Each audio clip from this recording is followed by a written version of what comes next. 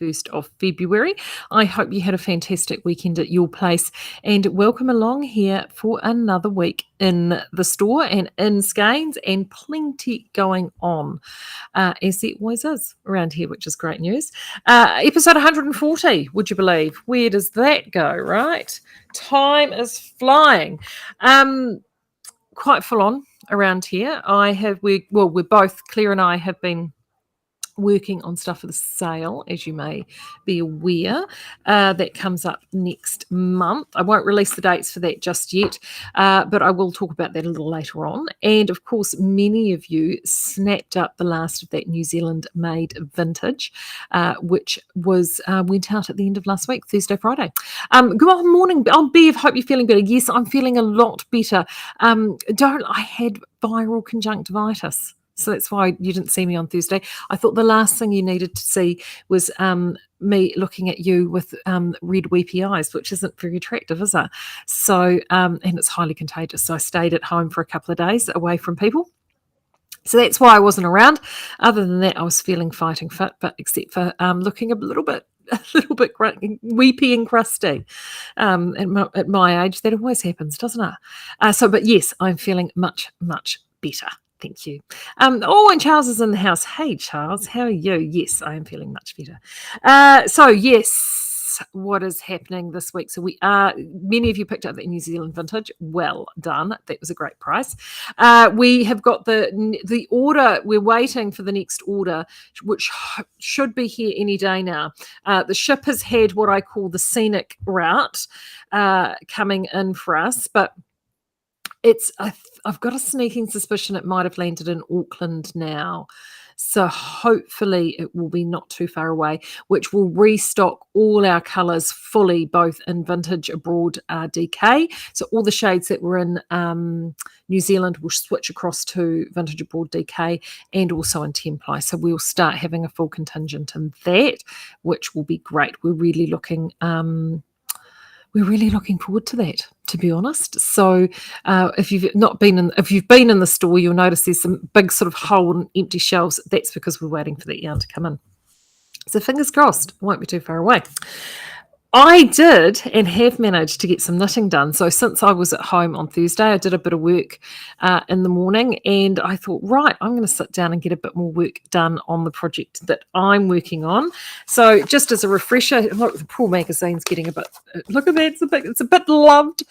So Interweave Knits, I'm working out of winter 2017, and the pattern that I am doing is called the Limerick Henley by Maree Benedetto, and it's I'm going to show you a wee image in a second. I'll put this down there. So this is what it looks like. So there you go. It's a lovely sort of classic style Henley with this really nice sort of I think they called it, what did they call that pattern? Jubilee. I think that's what they called that stitch pattern. They called it, what did they call it? They did give it a funny little name. Diamond Jubilee. There you go. The Diamond, which is a really simple, it looks difficult, it's not. And then this broken rib up here. And I've done the back, and I'm now working on the sleeves because I wanted to be able to see what I would have in terms of yarn usage, which is why I did that. So here is my sleeve progress to date. So I have just started shaping the sleeve cap. So that's where I'm at with this. I'm doing the largest size, and I had a little play around with. So the yarn, thank you, Kathy. Kathy's just popped it in for the Facebook. The pattern is still available on Ravelry, and in fact, I'm going to pop that in here too, so it pops up on the. Is it going to let me do it? No, I'll do it later. I can do it from here. I can do it from here because I'm special. Look at that. There we go. Oh, there we go. Boom. I'm doing the largest size, and I wanted to really do it in Kelly & Co. So I'm doing it in Remore. which is my husband chose this yarn. So I brought him in and I showed him all the options that he could pick from of what he could have it knitted in, and this is what he chose. So, which is great. I always find if they pick the yarns, they're more likely to wear it, which then meant that because the pattern is actually written for essentially a DK yarn, I did have to do a little bit of jiggery pokery, which meant that I just essentially just had to push up my gauge and my needle size a little bit, which gives me a little bit of extra ease, which is actually a good thing, because it meant that if I'd done it in DK, it would have been a bit snug for him anyway. So I've actually been able to burgle the extra room that I need in it by pushing everything up to the Kelly & Co, which is quite good. So the only little thing that I've had to watch out for, of course, is whilst I can compensate for my width in terms of gauge, you've also got to be aware of your row gauge, which is traveling in this direction as opposed to this direction. And that really becomes something that you need to be aware of when it comes to sleeves. So when I have done the sleeves, it has an increase in there to a certain number of stitches, and then it says continue straight till you get to a certain length. Now, I have actually found that I have gotten to that length before I got to the requisite increase in stitches. And before you go, what are you going to do with that? Well, in this particular instance, actually, I've been quite lucky, not too much. So one of the things, this is where actually doing a little bit of forward reading with your pattern is a really good idea. So I went and because I had a feeling that this was going to happen. When I did my upsizing with the point Judah pullover, I had a similar sort of an issue. This I knew was going to be easier to tackle because it's a completely plain sleeve. So I didn't have to worry about pattern repeats or anything like that. So when I got to this particular situation, I had a case of I needed to have 20.5 inches from the cast off edge, and theoretically I was going to have 90 stitches. What I actually had was I was getting close. I got to just shy of 20.5 inches and 84 stitches. So what I did is at that last right side row, I actually did 2 increases quite close together and added in just prior to that 20.5 inch. And in fact, I can tell you how close together they were. I think it was, instead of every 8th, I think I did it at after about 4 rows. I actually then did another increase, which took me to 86 stitches. Now, the reason I did that is in the instruction for the size below, you needed to go to 86 stitches and a slightly less length. Well, I kind of thought, well, if I'm at 86, it will then make shaping the sleeve cap easier, especially when you forward read your instructions. And I noted, other than one increase, the sleeve cap instructions were identical between the two sizes. So you actually did your little bit of extra decreasing for those extra stitches at the beginning, where you cast off a certain number at the beginning of each row. So it was really simple for me to actually basically cast off as written in the first 2 rows, and the next 2 rows it was 6 stitches if I had the full 90, or 4 stitches if I didn't.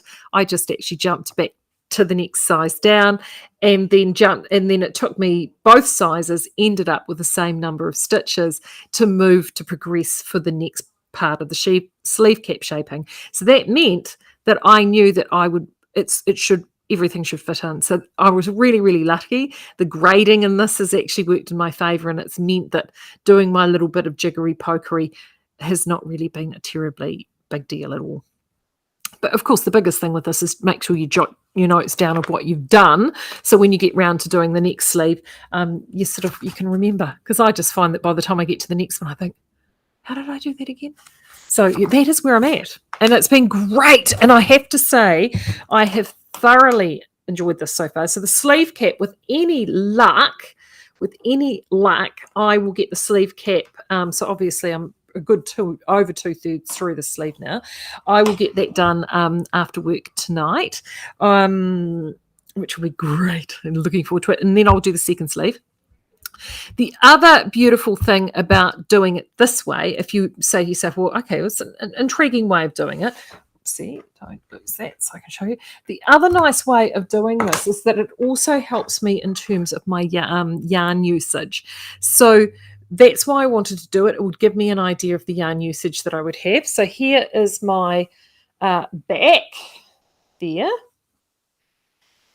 And I should have weighed this actually. I think I used, it's either 3 or 4 in here. I think it was 3 skeins in there and had a little bit left over, which is actually this bit here. And I've actually moved through and used 1 and the leftover of what was from the back on the sleeve so far.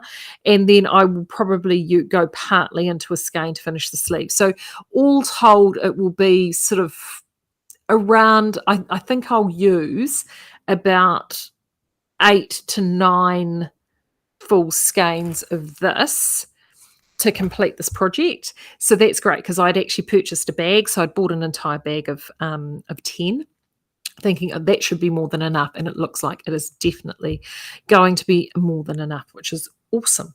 So that is where I'm at with the Henley. And I'm really excited. I'm really enjoying knitting this. It's so good to finally get it cast on. I know I mentioned this the other day, but I am so in love with this rib. You have no idea. So as you can see, it is a provisional cast on. It's going to be a tubular bind off, so that's why that's provisional there. But this is a slip stitch rib, and it's really padded and thick, and it is just lovely. And it sits beautifully. Like there's no what I call wobbly train tracks in this ribbing at all. I just love it. I have to admit, I'm seriously thinking if I ever come across anything with a ribbing again, I'm actually going to not just do the standard 2x2 rib, but actually the slip stitch rib from now on. Look, it'll be yarn. It's yarn hungry, but it is so nice, and it sits flat, and it's gorgeous, and it's beautiful. I have to say, I'm quite taken with that. So yes, completely enjoying that. Now, I appreciate that knitting this in Kelly & Co is an investment. So as I said, I purchased a full bag. So that is, it's a serious investment. I mean, you're looking at essentially $250 if the yarn isn't on sale. However, the beautiful thing about this pattern is that it is written, if you really like the look of it, and I'm going to pop it back in the screen again for you. Let me just jump out and get that image up. Here we go. Lovely. Right. There it is. So if you really like the look of that, and as you can see, it is a beautiful sweater for anybody. It's very classical. I think it wouldn't date. It'll be quite timeless. I've done it in the Maree, which is quite natural, but I have actually grabbed off some other yarns that you could use in this that would give you this sweater at a really, really good price. So the first up is if you wanted something a little bit more luxurious, you could actually use Sockmatician DK. So you would probably, I mean, as I said, I'm using the largest size. You'd probably use about 17 balls of this. So instead of paying around $250 for the one that I'm doing, you're probably looking at around $170 if you were to do it in the Sockmatician Edition DK. You'll get that beautiful oatmeal look that they have in the image, and you'll also, once you knit this, you get a little gentle possum bloom, and that is actually quite lovely as well. Or the other yarn I think it would look amazing in is the new Flight Naturals. Now, the Flight Naturals are absolutely gorgeous. They're 100% merino, nice and smooth texture again. And see, again with this, so you're looking at around about $100, just over $100 if you did it in Flight Naturals. And I mean, this is again the largest size. If you're doing smaller sizes, it will be less. That is fantastic buying, $5.95 a ball, and it will be beautiful. And actually, I have to say that this patterning in the front, this Diamond Jubilee here, which looks great in the tweed, but it will be really, really crisp in both Sockmatician or the Flight because of the nature of the yarn, whereas this is a woolen spun yarn. So it's the only downside. It just softens those stitch patternings a little bit. If the other yarn, which I think would look absolutely cracking in that Henley, of course, is our classic Southlander DK. This is the oatmeal. You'd be looking at, I'd be getting 5 of these for the larger size, 4 for all the other sizes. So at 4, you're looking at $60. At 5, you're looking at $75. That's fantastic value in anybody's money. And this will look cracking, absolutely cracking in that pattern. So those are some options that you can do. If you love the look of it, you think that's going to be an awesome sweater for myself or for a partner or a friend or a son or a husband or a daughter or anybody in your life that you want a really classical sweater pattern for, I certainly can recommend it. And don't worry that it's knitted in pieces, honestly. I mean, I've actually quite enjoyed knitting this in pieces. I kind of get this little sense of achievement every time I've sort of gone to finish through a piece. Whereas when you're slogging through something knitted in the round all in one go, it sometimes feels like that the knitting is endless and you're never going to get to the end of the tunnel. And there are some really lovely little quirks, like there's going to be this tubular bind off and this and the ribbing that actually keep it quite fresh and interesting to knit. So yeah, I'm thoroughly enjoying it. I've also found a new streaming service. I've fallen in love with Acorn TV. I don't know if anyone here has got Acorn TV, but if you love all things British from a television perspective, particularly sort of like all period pieces and stuff, you'll be loving I'm loving the Acorn. So I have been knitting that whilst watching sort of things like Grantchester and stuff, and it all feels very appropriate. My knitting is matching my television watching. Fancy that. I have also, in between, been doing a bit of work, and I note on the Speakeasy, a number of you have these going as well. I have been doing a bit of work on my Scrappy blanket. Oh, I'll just take this outside. I lost my crochet hook the other day. I had to resort back to so I've got heaps of the old pony hooks, right? Just the plain shanked crochet hook. And after knitting with one of these lovely Knit Pro silicone wave hooks, knitting, going back to a plain shanked crochet hook, honestly, is like jumping into a car with manual steering and no power steering and a manual transmission. I mean, these hooks are so lovely, and they just struggle. So I finally found this. It had fallen down the seat and was under the couch, so that was good. Just as well I vacuumed under there and found it. Come here. So this is my Scrappy blanket, and it's going it's just fun. So I've got a lot of these yarns that are, I'm just going to fold it to make it easier for you to see because it's getting quite big now. So as you can see, there's lots of different colours in there. The whole theme with this is I've decided no solids. So I kind of do themes. The last one was a bit more like a memory blanket. It literally was just all the scraps of stuff that I had left over. This is a little bit the same. The centre of this one here is actually a trial yarn that we've been playing around with. Then I move out to some the initial trial of Pulse. Then I've got actually got some dog hair everywhere. Then I have actually got just a round or so of just leftover yarn that fit within the colour scheme. Then I had a couple of skeins of this. So one of those is there. And then I jumped, which is, there. Then I had another trial yarn there. Then this is there. Then I've got a little bit of Pulse there left over from the Hitchhiker. So I popped that in there. I've jumped back to this.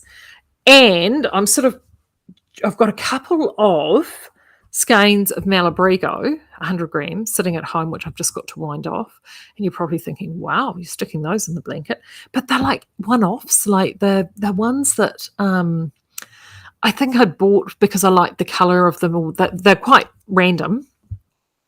And they were bought sort of as library or colour samples. And I've now, we've taken a little hand wrap I just thought, well, I might as well throw them in here, something fabulous, and it will, throw the colour up. So that's what I've got next. And then I'm probably going to finish it out in this yarn here, and it's because there is such a diverse colour mix across this yarn, but it still fits within the theme, and And I just love it, and it's crocheting beautifully. And this is the Pulse. This one's in strobe, and it already features in here. It was the sample ball of this from our mill that we got this from is what is in there. It was a small part ball is already in it, and I'll probably finish it out using this. But as you can see, strobe is a great color because it moves right across the color spectrum quite a lot. So it means that it will look something quite different and funky and interesting. And I've still got, I think, a little bit of disco left. I think there's still a little part ball of disco left from the Hitchhiker, and I'll throw that in there as well. But it's just something a bit of fun, isn't it? And it's always, I find that these blankets are always great if I just need a break and to switch the head off, and I just because it's just so repetitive, and with these hooks it just flies by. So that's what I've been working on. I know I'm so dull. I'm not like Ethan. I don't have 20 projects on the go at any given time. I just don't seem to be able to manage that. But I will be once I have to admit though, I am wanting to do the ladies' lunch date tea from Julie Bunk from Harney's Huli. But I'm not going to cast it on because I know that once I cast that on, I'm going to be crickets. Like I'll just want to knit that. I'm in the group for that, a Facebook group for that Hoolies group, and I'm seeing some of the projects going up, and I've really got twitchy fingers to cast it on, but I've got to be quite disciplined, and I do want to get that sweater a little bit further down the track because I know that once I cast that tee on, I'm just not wanting to stop, and that's just me. I've got to know my limitations. Yay. It's so good to see everybody here. Oh, thank you very much, Kathy. She's just gone and popped that link up there as well. So that is what I am up to. That is what's on my needles at the moment. I'm loving the posting across in the speakeasy for our retro theme this month. Do keep that up because the prizes for that are some vouchers for that you can spend on the sale next month. And I'm going to talk a bit about the sale. So we are actually making a final call on the sale on Monday. Short of absolute disasters, we will be going ahead, but it will be a sale with a slight twist. In fact, it'll be a little bit more like the sale that we ran in September, which we just did online only because we were in level 3 at that stage. So the shop wasn't actually open. So we just did it online. And we're actually going to be doing the same thing again. So for you who are local, and I know I've got Miss Margaret's here, yes, we are going to be doing, we will be closing the shop during Epic Sale. Now, before you wonder why on earth are you going to be doing that, Maree, that sounds just completely cray-cray. It is because now that we've moved into sort of phase 2 with the Omicron plan, and I don't need to remind everybody how things are sort of ramping up quite quickly, it just means by closing the shop that we can keep everybody protected, both those wanting to come into the store and those of us working here, because sale time here is always bonkers and we need to be able to protect the team. So one of the things that will happen is that we've already got divisions and things set up here outside and in the warehouse anyway, in terms of spacings and all of those sorts of things, and everybody's in little bubbles and teams. But we need to make sure that essentially our shop doesn't become a location of interest, which will just shut everything down. So what we're going to do is we're going to actually close the shop down for 2 weeks for the duration of the sale. But if you are a local living in urban Napier, Hastings or Havelock North, we will have free delivery for you. So and obviously pick up in store is always an option for once we reopen. However, we will actually pop it on the courier to you at no charge, just to say sorry about that, and we can get that out to you during the sale.